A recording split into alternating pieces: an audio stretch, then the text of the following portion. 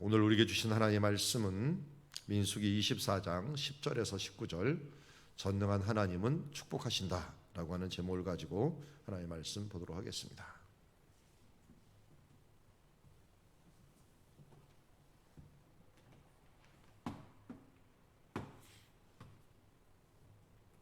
한 절씩 교독합니다. 발락이 발람에게 노하여 손뼉을 치며 말하되 내가 그대를 부른 것은 내 원수를 저주하는 것이거늘 그대가 이같이 3번 그들을 축복하였도다. 그러므로 그대는 이제 그대의 곳으로 달아나라. 내가 그대를 높여 심히 존귀하게 하기로 뜻하였더니 여호와께서 그대를 막아 존귀하지 못하게 하셨도다. 발람이 발락에게 이르되 당신이 내게 보낸 사신들에게 내가 말하여 이르지 아니하였나이까? 가령 발락이 그 집에 가득한 은금을 내게 줄지라도 나는 여호와의 말씀을 어기고 선악간에 내 마음대로 하지 그고 여호와께서 말씀하신 대로 말하리라 하지 아니하였나이까? 이제 나는 내 백성에게로 돌아가거니와 들으소서. 내가 이 백성이 후일에 당신의 백성에게 어떻게 할지를 당신에게 말하리이다 하고 예언하여 이르기를 부올의 아들 발람이 말하며 눈을 감았던 자가 말하며 하나님의 말씀을 듣는 자가 말하며 지극히 높으신 자의 지식을 아는 자 전능자의 환상을 보는 자 엎드려서 눈을 뜬 자가 말하기를 내가 그를 보아도 이때의 일이 아니며 내가 그를 바라보아도 가까운 일이 아니로다. 한 별이 야곱에게서 나오며 한 규가 이스라엘에게서 일어나서 모압을 이쪽에서 저쪽까지 쳐서 무찌르고 또 셋의 자식들을 다 멸하리로다. 그의 원수 에돔은 그들의 유산이 되며 그의 원수 세일도 그들의 유산이 되고 그와 동시에 이스라엘은 용감히 행동하리로다. 주권자가 야곱에게서 나서 남은 자들을 그 성읍에서 멸절하리로다 하고. 아멘. 자, 오늘 말씀을 보면 민수기 말씀이죠. 민수기는 광야에서라는 말로 시작을 해서 마지막으로 우리 지도에 있는 모압 평지라는 곳에 이르게 됩니다. 그래서 36장까지의 일이 있는데 그 중에서 후반부에는 길르앗 산지라고 하는 여리고 동편에 있는 모압 평지 위에 있는 길르앗 산지를 정복하는 장면입니다. 맨 처음에는 아르논 강이라는 강을 넘어서 아로엘 근처에서 헤스본 왕 시온을 이제 쳐부시게 됩니다. 그곳에서 아로엘을 쳐부시게 되고 21장 23절에서 헤스본 왕을 쳐부시고 그 다음에 어디로 가느냐면 22장 5절 말씀 보니까 왼쪽 아래 보십시오. 자, 제가 표시로 보여드리도록 하겠습니다. 22장 5절에 발람을 이 모압 왕 이쪽에 있는 모압인데요. 모압 왕이 발람을 초청을 합니다. 초청을 해갖고 아마 숲꽃 있는 이곳이 그의 고향이라고 보는데 여기서 데리고서 올라갑니다. 올라가갖고 23장 28절 오늘이 우리 24장을 보고 있는데 이 부올산 있는 곳에서 축복을 합니다. 축복을 하고 이 여기서만 축복하는 게 아니라 부올산뿐만 아니라 모압 근처에 있는 요 근처에서 세 번이나 옮겨 다니면서 여기에 있는 모압 왕이 모압 평지에 있는 이스라엘을 저주해 달라고 한 거예요. 저주해 달라고 그러는데 여기서 3번이나 옮기면서 주변을 돌아다니면서 모압 평지에 있는 이스라엘 백성들을 저주를 하려고 했는데 하나님께서 계속 축복만 해주는 일들이 발생하게 됩니다. 그게 오늘 우리 본문에 나오는 부분입니다. 그래서 앞에 보면은 발락이라고 하는 사람이 모압 왕이고 이 모압 왕이 선지자 발람을 청해 갖고 그에게 이스라엘을 저주하라라고 얘기했어요. 저주할 이유가 없었어요. 그런데 발락이라고 하는 모압 왕은 이스라엘 민족이 점점 커지다 보니까 위협이 된 거예요. 심지어 이 모압 왕은 자기네들이 그렇게 겁내던 헤스본 왕 시온이 있었는데 헤스본 왕 시온까지도 이스라엘이 무너뜨려 버린 거예요. 그럼 더 좋아해야 될 거 아니에요. 좋아하는 게 아니라 그가 더 무서운 거예요. 이제. 싸울 수도 없고, 그리고 또 모압과 이스라엘은 먼 친척 관계, 민족적으로 모압은 아브라함의 조카 롯의 가족, 롯의 후손들이고, 여기 있는 아브라함의 후손 이삭 그리고 야곱의 후손이 이스라엘이잖아요. 이 둘은 친척 관계니까 또 전쟁을 하는 것들도 민망하고, 그런데 시기와 질투가 나고, 이 사돈이 밭을 사니까 이게 배가 아픈 지금 상황이 돼버린 겁니다. 그러니까 선지자를 불러갖고 입으로라마 저주를 퍼부려고 했는데 발람이 그렇게 응하여 주지 않은 거예요. 내가 그대를 부른 것은 내 원수를 저주하라는 것이오늘. 발락이, 모압 왕은 이스라엘을 원수라고 얘기를 합니다. 그래도 친족인데, 그리고 나서 그를 저주를 하라고 선지자를 불러버립니다. 그런데 이같이 그대가 3번 그들을 축복이를 하였도다. 그러므로 그대는 이제 그대의 곳으로 달아나 내가 그대를 높여 심히 존귀하게 하기로 뜻하였더니 여호와께서 그대를 막아 존귀하지 못하게 하였도다 하면서, 원래는 선지자인데도 어떻게 저주를 할까 했는데 여기 보니까 11절에 힌트가 나와요. 그대를 존귀하게 하려 했다. 심히 존귀하게 하려 했다. 그러니까 뭔가 발람 선지자는 이 명예욕 때문에 온 건가? 그렇지 않아도 우리 잘 알듯이 민수기 22장 27절에 보면 나귀가 이것을 보고서 발람에게 가지 않을 천사를 보고 가려고 했는데 그를 왜 안 가냐고 때리는데, 천사가 참 선지자인 이 발람이 천사를 봐야 되는데 나귀가 천사를 보는데도 불구하고 선지자가 천사를 못 보는 거예요. 영안이 완전히 닫혀버린 거죠. 그러니까 나기만 못한 예언자, 나기만 못한 선지자가 돼버린 거예요. 그런데 이 모압 변경 끝 아르논 강가에 있는 성읍까지 가서 영접을 했다니까 발락이, 모압 왕이 온 거죠. 와갖고 다시 발람이 발락에게 얘기합니다. 당신이 내게 보낸 사신들에게 내가 마야를 잃지 않았습니까? 하면서 확인하는 장면이 나오는데, 자 여기서 성경을 잘 보면요, 민수기 지금 22장인데 이 앞에가 22장부터 시작을 하잖아요. 발락과 발람 이야기가. 그리고 23장을 거쳐서 24장까지 저주하려고 시도를 지금 3번을 한 거예요. 그리고 나서 시도를 못했어요. 끝나고 나서 25장 1절에 보니까 무슨 일이 벌어지냐면, 이스라엘이 시딤에 머물러 있더니 그 백성이 모압 여자들과 음행하기를 시작하니라 라고 얘기하고 있어요. 저주는 안 됐는데요, 안 됐는데 무슨 일이 벌어졌냐면 모압 여자들과 음행을 하도록 만들어 버렸어요. 여러분, 사탄이 성경에 나타날 때는 특히 요한계시록은 용이라고 나타납니다. 용. 이 용이라고 나타나는데 용이 다스리는 세력이 짐승이라고도 얘기하고 바다의 짐승이라고도 얘기를 합니다. 바다의 짐승. 그리고 또 땅의 짐승이라고 등장하는데 이 땅의 짐승 아예 나중에 이름이 바뀌어서 거짓 선지자라고 얘기합니다. 바다의 짐승은 권력을 가지고 사람을 외적으로 두렵게 하는 존재이고, 이 거짓 선지자는 교회 안으로 들어가고 그들에게 거짓의 영을 집어넣어서 그들을 혼란시키는 거예요. 사람이 병을 얻으면 크게는 2가지입니다. 외과와 내과입니다. 그래서 의사도 크게 외과 쪽과 내과 쪽이 있는데 그것에서 또 세분화가 되죠. 그런데 외과 쪽을 담당하는 사람들의 외부적을 담당하는 게 바다의 짐승이고, 내적인 것을 담당하는 것이 바로 거짓 선지자입니다. 그러니까 사탄은 우리의 약함을 너무 잘 알아서 우리 교회와 또 하나님의 나라 백성들을 무너뜨리려고 할 때 1차적으로는 외적인 것을 공격을 합니다. 병이 들게 만들거나 또 외적으로 두려움을 하거나 돈을 통해서, 권력을 통해서, 사람을 통해서 우리를 위협합니다.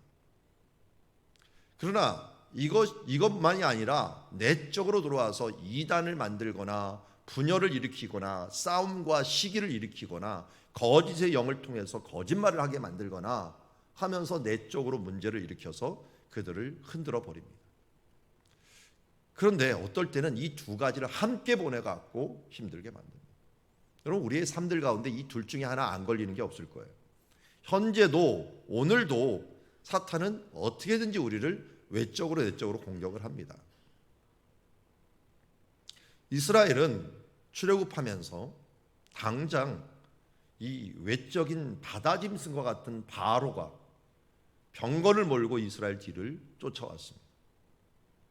그 뒤를 두렵게 하니까 사람들이 빨리 돌아가자. 왜 우리를 여기서 다 죽게 하느냐. 항복하자. 바로가 그렇게 위협하니까요. 때로는 앞에서 가는데 뒤에서 쫓아오는 존재가 있느냐면 앞에서 막는 존재가 있었어요. 아말렉이라고 하는 군대가 못 간다 하면서 첫 번째 전쟁을 하게 되었어요. 또 외적으로 물이 떨어지기도 하고요. 식량이 떨어지기도 하고요. 더워서 너무 힘들기도 하고요.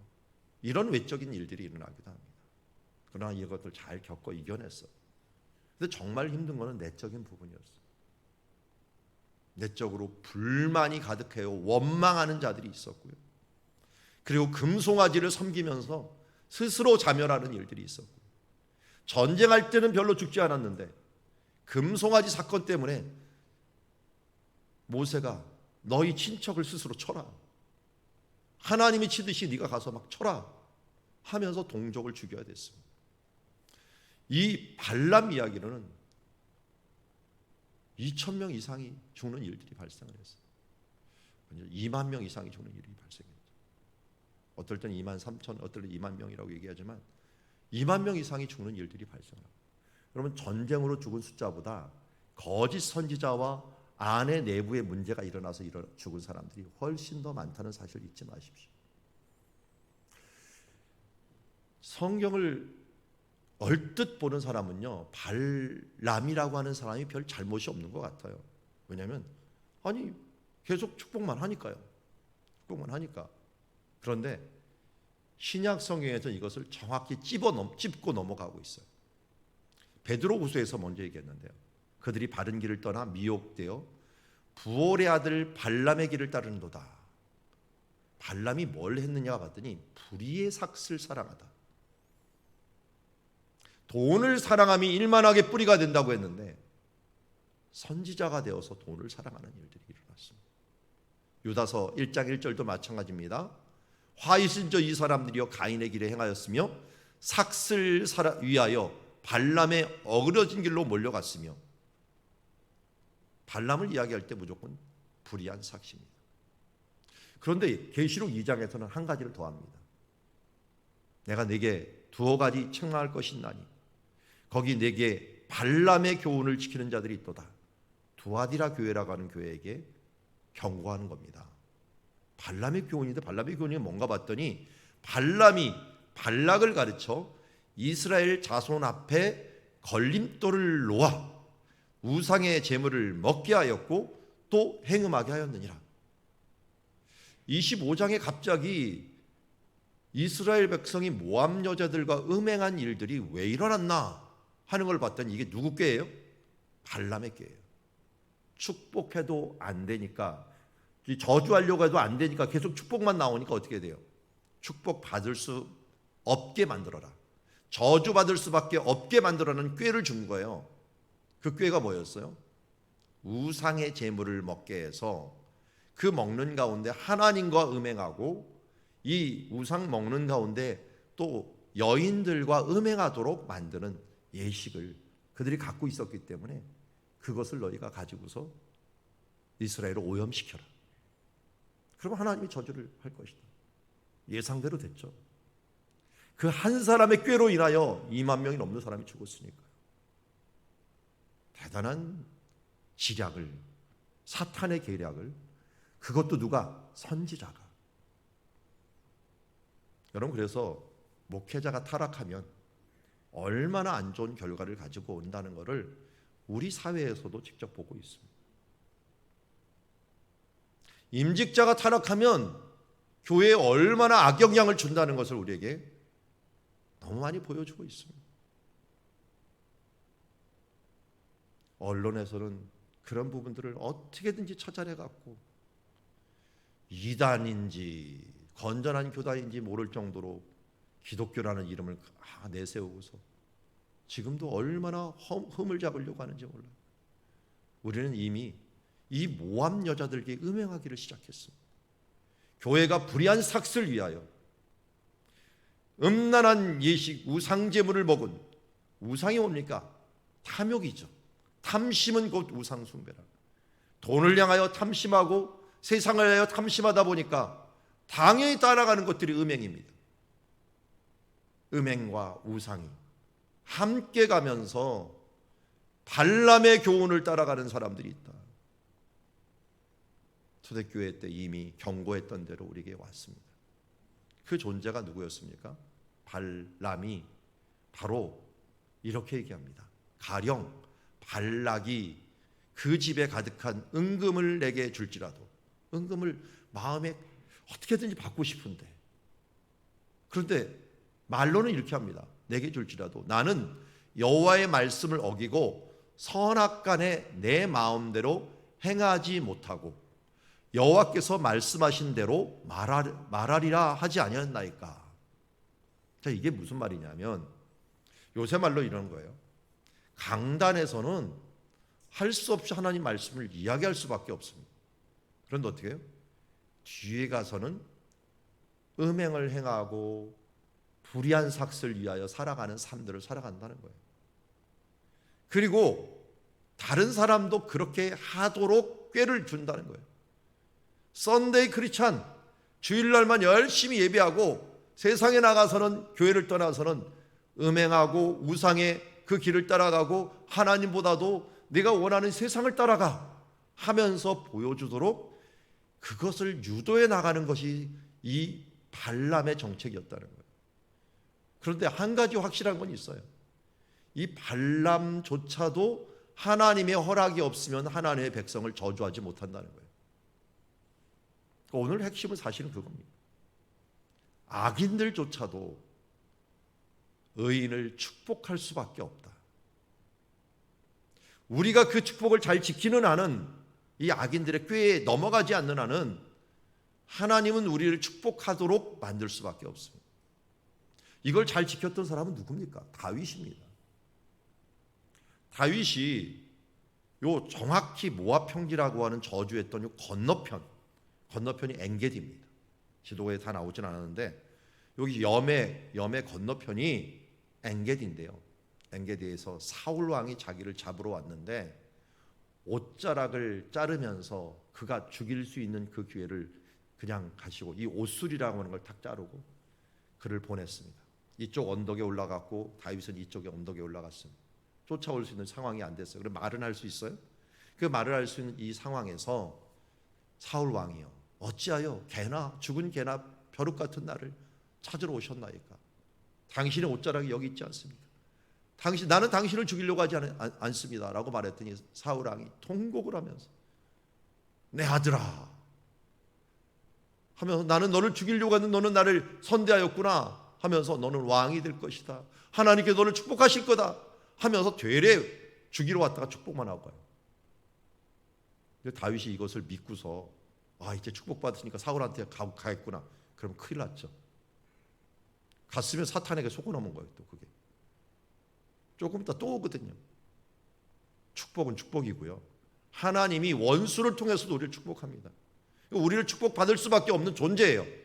그런데 그들의 계략에 넘어가면 안 돼요. 심지어 빌립보에서도 다윗과 실라가 막 지나갈 때도 귀신 들린 여자가 그들을 보고 지극히 높으신 하나님의 이 말씀을 전하는 자들이라 하면서 얘기했어요. 예수님이 오셨을 때도 바로 지극히 높으신 자의 아들이요, 나를 왜 괴롭게 합니까? 이분은 바로 그런 자다 하면서 이 귀신들이 예수님을 먼저 고백을 했다니까요. 하나님의 아들이라고. 맞습니다. 우리는 하나님의 자녀되면 우리 집사님 중에 한 분이 할 수 없이 친구가 부탁을 해갖고 무당집에 들어가갖고 신 보는 데서 옆에서 있어만 달라고 있는데 귀신이 그랬잖아요. 막 하더니 아니 점이 안 나온다고. 여기 혹시 당신 예수 믿지 않냐고 그랬더니 얼마 전부터 교회 다녔는데 당신 빨리 나가라고. 점이 안 나온다고 하면서 그를 쫓아내버렸대. 아니 얼마 전부터 예수를 믿었는데 자신을 알아보는 게 너무 뿌듯했답니다. 여러분 사탄이 알아봐요. 알아봐. 못 알아보는 게 이상하죠. 못 알아보는 사람. 제가 그걸 가끔 얘기하죠. 내가 구원받았는지 안 받았는지 하면 저 신들린 집에 가고 한번 앉아보라고. 그 사람이 그래도 막 점을 잘 치면 내가 위험한 존재예요 지금. 근데 내가 옆에 있으면 우리 아버님도 그랬던가요? 목회하기 전에 산기도를 갔다가 오는데 그때는 우리 동네에 무당집이 얼마나 엄청나게 많았어요. 옛날에 우리 비산리라고 부르는 안양에 살았는데 거기 산동네에 정말 이 산마다 다 무당집이었으니까요. 근데 그런 쪽에서 내려오는데 막 무당이 이 작두리를 막 타고 있더래요. 막 작두리를 막 뛰고 있더래요. 그래서 아버님도 처음 믿었을 때. 그래서 기도는 한번 해야겠다. 그래갖고 이 담이 있는데 흙담 뒤에서 기도를 할 줄 모르니까 하늘에 계신 우리 아버지 이름이 거룩해요. 이걸 외우면서 기도를 했더니 갑자기 작두에서 그 무당이 내려오더니 난리를 치더라는 거야. 누구야? 예수 귀신 어디 있어? 막 소리를 막 지르더라는 거야. 그래서 아버님이 뿌듯하게 또 내려오셨다고 합니다. 그것 때문에 그런지 저희가 교회를 개척할 때는 아주 집에서 개척을 했어요. 그리고 그 밑에 조그만 닭장을 개조했고 또 개척을 했는데 나중에는 한 70 몇 년대인가 이 교회 건물을 하나 세웠는데 그 무당집 옆에다가 세워버렸어요. 그런데 교회가 세워지면서 제가 봤어요. 무당집이 난리를 치더라고요. 막 무당집이. 그러더니 조금 있다가 자기 무당집에다 불 태우고서 그냥 도망가 버리더라고요. 여러분 귀신들도 알아봐요.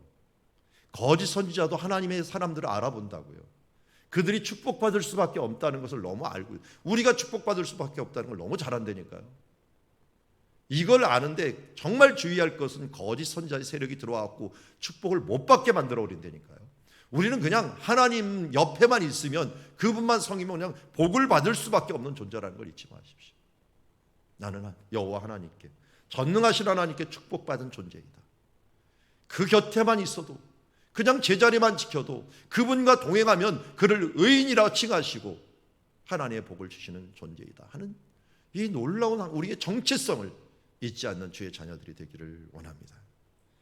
오늘 15절 16절에 이가 계속 예언하는 것 중에 어떤 축복을 합니까? 발람이 또 저주를 하려고 했는데 축복이 나오는 거예요. 그냥 어떤 축복이냐? 16절 보십시오. 하나님의 말씀을 듣는 자가 말하며 지극히 높으신 자의 지식을 아는 자. 그러니까 하나님을 알고 있어요. 이게 지극히 높으신 자니까 엘리온이라고 부르는데요.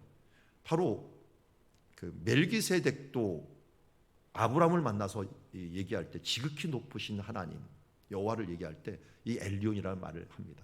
그리고 전능자라고도 얘기합니다. 우리 전능자는 지난주에 보았는데 엘샤다이예요. 여기도 샤다이라는 말을 써요.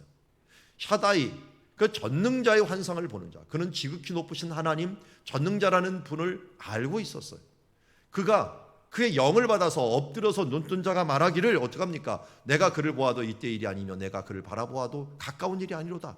한 별이, 이 별은 결론적으로 예수님입니다. 예수님 태어날 때 별이 났죠?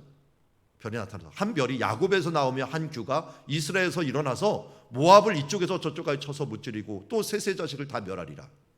예수님이 나타나고 큰 돌로 나타나서 그 신상들 있죠? 금, 은, 동, 이게 모든 제국들이에요. 이걸 꽝 쳐갖고 다 무너뜨리는 것을 우리가 상상하면 됩니다. 하나님의 나라를 이루겠다는 거예요. 그의 원수들 에돔은 그들의 유산이 되며 그 원수들 세일도 그들의 유산이 되고 그와 동시에 이스라엘은 용감히 행동할 거리라. 그러면 19절에 주권자가 야곱에서 나서 남는 자들은 그 성읍에서 멸절하리로다. 주권자가 난다는 겁니다. 이분이 누구라고요? 예수 그리스도입니다. 전능하신 하나님은 우리에게 무엇을 주신다고요? 축복하십니다. 그것도 세상을 통하여서도 축복할 수밖에 없고 축복받을 수밖에 없는 존재가 우리라는 거예요. 왜요? 지극히 높은 사 전능하신 그 하나님 여호와가 우리의 편이 되시기 때문에 우리를 축복하기 때문에 우리를 막을 수가 없습니다. 그런데 그 축복을 주실 수 있는 유일한 통로가 누구냐? 길이요 진리요 생명 되시는 예수 그리스도요. 발람이 보았던 한별 그 주권자가 나타나서 바로 이 일들을 이루실 것이라는데 우리는 이미 그것을 예수 그리스도를 알고 있습니다. 주권자 예수 그리스도를 우리에게 주시어서 바로 우리가 하나님의 축복을 받는 자 됐다는 것을 알고 예수의 이름으로 이 사탄의 권세, 때로는 외부적으로 우리를 두렵게 하는 바다 짐승과 같은 이 존재들과 우리 내부적으로 분열을 일으키고 힘들게 하고 우리 정신적으로 우리를 흔들고 있는 이 거짓 선지자의 세력을 나사렛 예수 그리스도의 이름, 전능하신 여호와가 주신 나사렛 예수 그리스도의 이름으로 우리가 외치며 승리하며 나가는 주의 자녀들이 되기를 주의 이름으로 축원합니다. 기도하겠습니다. 하나님 아버지, 오늘도 우리에게 귀한 이름 예수 그리스도의 이름을 주심을 감사합니다. 전능하신 여호와 하나님이 하늘과 땅에 있는 모든 권세를 예수님께 위임하셨고 이제는 이 권세를 가지고 이 땅에서 우리는 축복받을 수밖에 없는 존재요, 이 복을 어떻게든지 흔드는 이 세상 가운데 정결한 자녀로서 하나님의 백성으로 하나님의 자녀로서 주여 자기 자신을 지켜 축복을 받을 수밖에 없는 삶을 살아가게 하여 주시옵소서. 전능자 지극히 높으신 자가 이를 이루실 줄 믿습니다. 예수님의 이름으로 기도드리옵나이다.